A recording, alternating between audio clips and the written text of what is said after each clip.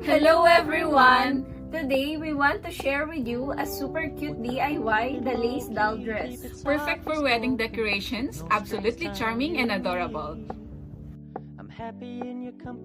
First, choose your lace and cut it into your preferred size and fold it. Use a knitting needle to intricately weave the lace, forming a delicate dress-like design. Enhance the dress elegance by cutting a small piece of lace for the shoulder section. Wrap the lace creation with a small piece of cloth, ensuring it maintains its form and structure effectively. Add a personal touch by adorning the dress with charming ribbons and carefully selected beads. Isn't it cute? Elevate your wedding decor with the exquisite art of doll lace crafting.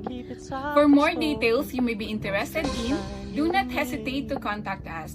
Bye! Your company with no emotion, 'cause my love deserves to be free.